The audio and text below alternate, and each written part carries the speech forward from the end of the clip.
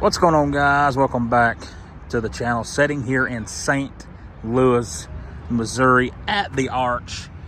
And show you a quick view of the Arch. There is the little park going underground at the St. Louis Arch.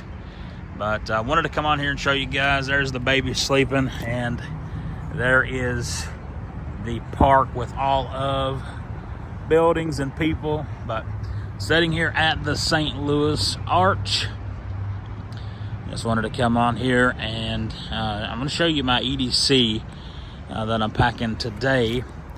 And you might think it's something extravagant, but today's EDC is the Remington. I forget the actual name of it, but it is a Remington pocket knife with a Tonto blade. It is assisted opening. Got this back in 2018 at Smoky Mountain Knife Works. One of the first knives that I ever purchased on my own. It's tried and true. Even though it is China made, it has weathered the storms.